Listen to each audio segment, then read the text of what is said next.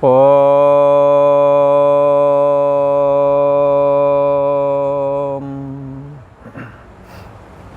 श्री योग वासिष्ठ के स्थिति प्रकरण में श्री वशिष्ठ जी महाराज बोले, हे राम जी, आत्मसत्ता के प्राप्त होने पर ये अविद्या क्षीण होने लगती है। किसी ने कहा महाराज ये क्षीण होने वाली लगती है, क्यों बोले, ये ना कह दो कि नष्ट हो जाती है। क्षीण होने लगती मतलब कोई कपड़ा है धीरे धीरे फटा, फिर धीरे धीरे लास्ट में जाकर पूरा फट गया। मतलब पहले कमज़ोर हुआ, फिर और कमज़ोर हुआ, फिर फट गया। ऐसे ही आप कहते हो कि अविद्या क्षीण हो जाती, क्षीण हो जाने का मतलब अविद्या नष्ट हो जाती है, ऐसा बोलो ना। तो बोल रहे हैं कि ऐसा कैसे बोले, पहले अविद्या क्षीण ही होती है। बोले कैसे क्षीण होती है? अविद्या क्षीण ऐसे होती है कि प्रथम तो जितना जितना वैराग्य आप धारण करेंगे उतने उतनी आपकी आसक्ति कम होती जाएगी।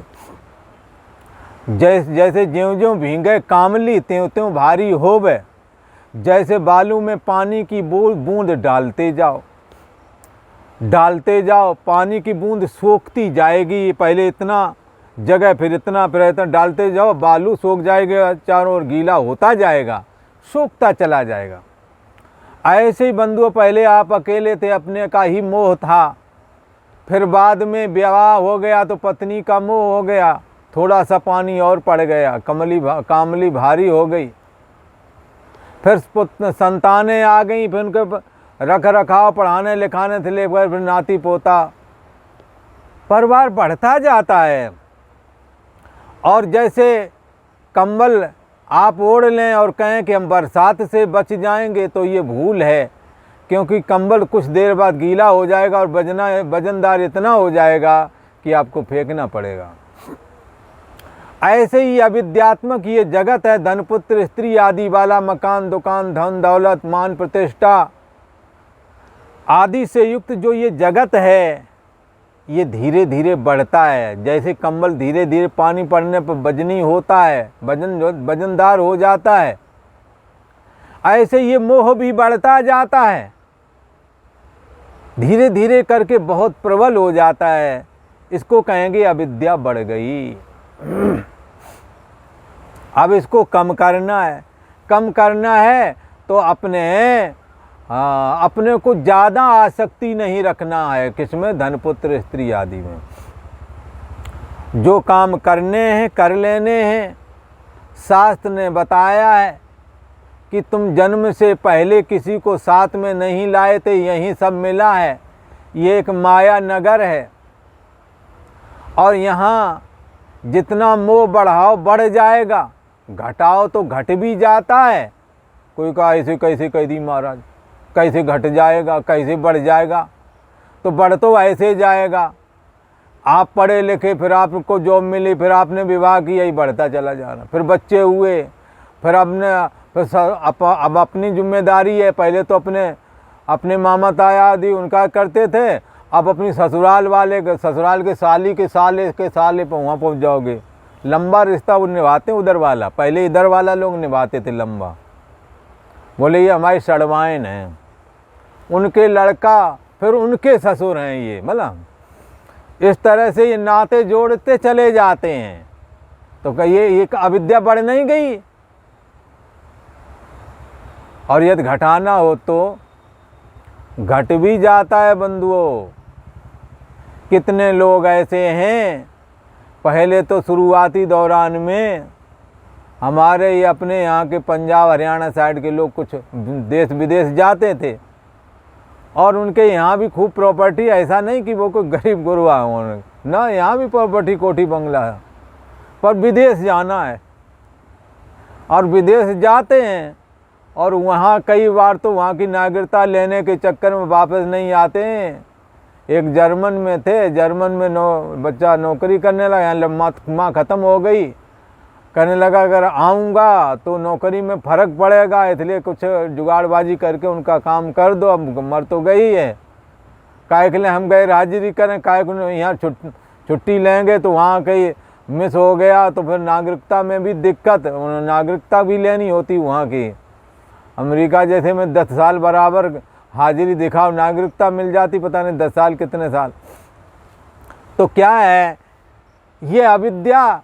अब उन्होंने कोई ब्रह्म ज्ञान थोड़ी प्राप्त किया है। ये आप जितना बढ़ाना चाहो उतना बढ़ जाता है, घटाना चाहो घट जाता है। माँ मर जाए, बाप मर जाए, नहीं जाओ आओगे आप, हो गए ना। सन्यासी भी ऐसा नहीं करते। कहीं तो सन्यासी जो है पता लगता है कि हाँ तो चलो ठीक है, चलो चलते लाइट में शरीर का दर्शन कर लेते हैं माता पिता का, पर ये सन्यासी से बढ़ के हो गए हैं बगैर ब्रह्म ज्ञान के, बगैर परमात्मा की उपासना के। अविद्या घट गई कि नहीं घट गई? पर बंधुओं, ये अविद्या, ये घटना एक निष्ठुरता है, एक कठोरता है। कृतज्ञता तो नहीं हुई, जिन्होंने पाला पोसा बड़ा किया वहाँ तुम्हें भेजा, आज अंतिम समय के लिए भी तुम्हें छुट्टी नहीं है। इतना भी खुदगर्ज नहीं होना चाहिए। खैर वो विषय अलग है। इतना ही समझना है कि आप जुड़ोगे, जुड़ते जाओगे, बढ़ाओगे, ममता बढ़ती जाएगी, और ममता को घटाओगे, घट जाएगी।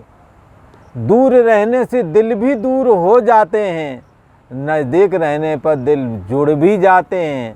पर यदि द्वेष बुद्धि होवेगी तो नज़दीक में भी नहीं जुड़ पाओगे, और राग बुद्धि यदि तुम्हारे अंदर है तो विदेश में बैठे हुए भी तुम जुड़े रहोगे। इसलिए मनो मनुष्याणाम कारणम बंध मोक्ष, मन ही बंधन और मुक्ति का कारण क्यों कहा गया है? क्योंकि मन अमेरिका, ब्रिटेन, फ्रांस आदि में बैठ कर के भी आपसे जुड़ा रह सकता है, और मन आपके बगल में बना रहे तो भी नहीं जुड़ेगा, ऐसा भी हो सकता है। इसलिए अविद्या ज्यों-ज्यों नष्ट हो जाती है, ज्यों-ज्यों क्षीण होती जाती है। कैसे क्षीण होवेगी? विषयों में दोष दृष्टि देखो, विषयों की लोलुपता खत्म हो जाएगी, ललक जाती रहेगी। पहले बचपन में ये घड़ी, साइकिल और ट्रांजिस्टर, इसका बड़ा यही मिलते थे ब्याह शादी में। भला मध्यम वर्ग वालों को, बहुत बड़े वालों को तो हम जानते नहीं, पर मध्यम वर्ग वालों को एक बार हमारे उधर बारात आई। अब बारात आई और वहाँ दूल्हा आया तो उससे 2 घड़ियाँ उस समय HMT लाए और कहा टाइम बता दे, अगर टाइम बता दोगे तो दोनों दे दूंगा, और वरना एक तो देना ही है। अगर टाइम बता दे इसमें कितने बज गए हैं तो तेरे को दोनों घड़ियां दे देंगे, दूल्हा से कहा। तो बाद में जुगाड़ लगा कर कोशिश तो करी पर बता नहीं पाया टाइम, तो कहा फिर एक ही दूंगा तेरे को। साइकिल दे दी और ट्रांजिस्टर दे दिया, बढ़िया सा खाओ, कद्दुआ की सब्जी, वही एक ही सब्जी बनना, पूड़ी कद्दुआ की सब्जी बस। उधर साइड में तो मट्ठा के आलू। तो इतना ही काम होता था ब्याह शादी में। अब की तरफ सैकड़ों आइटम नहीं बनते थे। भला तो क्या है, जितना आप बढ़ाओगे बढ़ता जाएगा, घटाओगे घटता जाएगा। तो मोह क्या है? वैराग्य करोगे विषयों में, लोलुपता जाती रहेगी, आसक्ति जाती रहेगी। बारंबार तत्व ज्ञान का श्रवण करोगे, जगत के मिथ्यात्व का निश्चय हो जाएगा। हाँ, जगत के मिथ्यात्व बारंबार करोगे, ये जगत मिथ्या। आगे का आख्यान आने वाला है, आगे आएगा, जिसमें एक चुड़ाला नाम की रानी ने अपने मंत्रियों से कहा कि राजा हमारा जहाँ कहीं भी जाए उसे बताओ कि भोग पदार्थ दुख रूप हैं, जगत मिथ्या है। ऐसा हर जगह जब उसने सुना उसे वैराग्य ही हो गया। इसलिए चले कहे कहे से दीवारें चल जाती हैं, ऐसा ना समझना। कहे सुन सुन करके ही तो हुए हो आप। आपने सुन कर के माता पिता पहचाने, कानों से सुना ये तुम्हारी माता, माँ ने बता दिया पिता है तुम्हारे, आपने बता दिया मैं तेरी मम्मी हूँ। वही परिचय कराती है ये तुम्हारे चाचा हैं, ताया हैं, बड़े भाई हैं, छोटे भाई हैं। है। इसलिए प्रथम गुरु माता पिता। तो क्या है कि आप वैराग्य दृष्टि का आश्रय करोगे। जैसे ये कहे सुन करके संसार बड़ा है, वैसे जब बारंबार सुनोगे ये जगत मिथ्या है, भोग पदार्थ दुख रूप हैं, भोग से कोई सुखी नहीं हुआ। भोगों को हम भोगने के लिए निकले थे, पर भोगों ने ही हमको भोग लिया। हाँ, जब बारंबार ऐसा विचार करोगे, जब उन महापुरुषों की बारंबार ये बात सुनोगे कि क्या करें, यहाँ कोई स्थायी नहीं है। बचपना आया वो भी ना रहा, जवानी आई वो भी ना रही और चली गई। अब बुढ़ापा आ गया, अब चलने की तैयारी है, पर मन नहीं मानता है चलने के लिए। मन को लगता है मैं जैसा हूँ वैसा ही बना रहूँ इसी शरीर से। मान भूयम भूयासम इत प्रेम आत्मनि इक्षते। यद्यप सदा रहने वाला तत्व तो इस शरीर में आत्मा ही है, पर जीवात्मा की जिजीविषा इस शरीर से जुड़ी हुई है। वो इस शरीर से ही सदा रहना चाहता है, पर सदा रहना तो आत्मा में ही सदा रहना है, तो सदा रहने वाले में जुड़ जाओ। सदा रहने वाले को अपनी मैं मानो। जो सदा नहीं रह सकता है उस शरीर से अपनी मैं हटा दो। जो सदा नहीं रहता उस मन से अपनी मैं हटा लो। जीव भाव और देह भाव को बाधित करके अविनाशी बारे अयम आत्मा, ये आत्मा अविनाशी है। उस अविनाशी को ही अविनाशी जानो, जो नाशवान है उसको नाशवान जानो। तो आत्मा के अलावा जो कुछ जगत है वो सब मिथ्या है। जब ऐसा धारण करोगे तो जगत के प्रति मिथ्यात्व दृष्टि होने से अविद्या क्षीण होती जाएगी।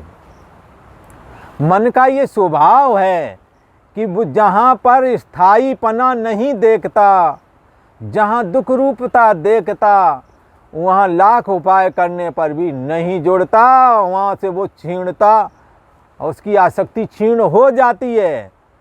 इसी प्रकार से यदि बारंबार जगत के मिथ्यात्व का निश्चय करेंगे, विषय भोगों के प्रति दोष दृष्टि का आश्रय करेंगे, अविद्या क्षीण होती जाएगी। परंतु नाश तो उस क्षण अविद्या का हो जाता है जिस क्षण ये जान जाता है यह पुरुष है कि शरीर मन इंद्रियों को जो जानने वाला, बुद्धि को भी जो जानने आ रहा है, चैतन्य सत्ता आत्मा सोहम अस्मि, वही मैं हूँ। जब ऐसा धारण करता है तब देहाभिमाने गलते, देहाभिमान गलित हो जाता है। भिद्यते हृदय ग्रंथि, हृदय की गांठ कट जाती है। जीव भाव बाधित हो जाता है, ब्रह्म ही हो जाता है। ब्रह्मविद ब्रह्म ही भवति ही, ऐसा ब्रह्म को जानने वाला ब्रह्म ही हो जाता है।